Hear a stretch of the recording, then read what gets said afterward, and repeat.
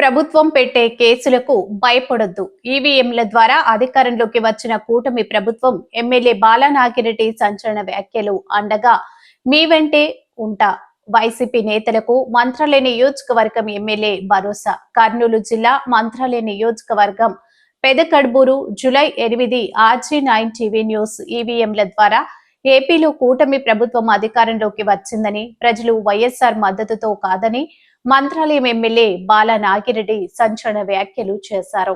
మంగళవారం దివంగత ముఖ్యమంత్రి వైఎస్ రాజశేఖర రెడ్డి 76వ జయంతి సందర్భంగా పెదకడ్బూరు మండలంలోని బావులదొడ్డి గ్రామ శివారులోని కోసిగి రోడ్డులో వైఎస్ఆర్ విగ్రహానికి ఎమ్మెల్యే బాలనాగిరెడ్డి ఆవిష్కరించారు.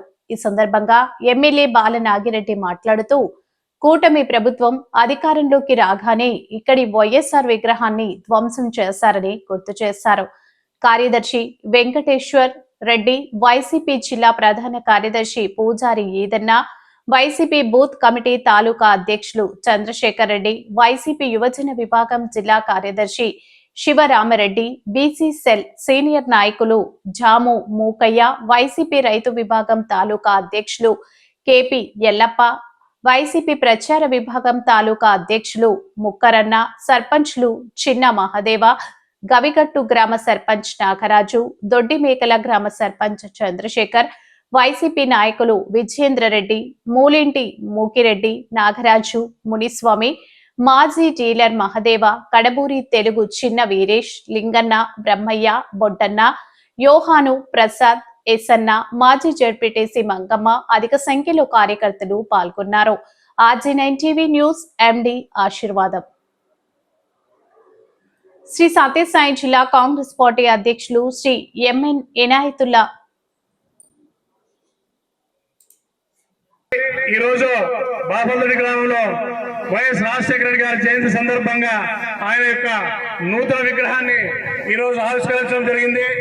కాబట్టి రాజశేఖర రెడ్డి గారు ముఖ్యమంత్రిగా ఉన్న టైంలో ప్రజలకు ఎన్నో సేవలు చేశాడు. అదే బాటలో మన మాజీ ముఖ్యమంత్రి అయినటువంటి జగన్మోహన్ రెడ్డి గారు కూడా అదే బాటలో నడిచి పేదలకైతేనేమి, రైతులకైతేనేమి, విద్యార్థులకైతేనేమి ఎన్నో సంక్షేమ కార్యక్రమాలు చేపట్టిన ఘనత కేవలం ఒక్క జగన్మోహన్ రెడ్డి గారికి, దివంగత నేత రాజశేఖర రెడ్డి గారికి దక్కుతుంది. కాబట్టి ఇటువంటి కార్యక్రమాలన్నీ చేయాలంటే జగన్మోహన్ రెడ్డి గారు తాను సాధ్యం. ఈ కూటమి ప్రభుత్వం ఎన్నో కళ్ళబొల్లి మాటలు చెప్పి అధికారంలోకి వచ్చి సంవత్సరమైనా ఏదో తుడిచి పండి తుడిచగా 4,000 రూపాయలు పెన్షన్ ఇచ్చింది. మొన్న ఏదో తల్లికి వందనం కొంతమందికి వేసి మన మండలంలో ఇంకా దాదాపు 700 మందికి 13,000 రూపాయలు వేయలే. ఇంకా మన మండలంలోనే 700 మందికి రావాలి రైతులకి తల్లికి వందనం. కాబట్టి ఇటువంటివన్నీ ఏవో తూతూ మంత్రంగా ఈ స్కీములు వాళ్ళ స్కామ్లకే సరిపోతాయి, కానీ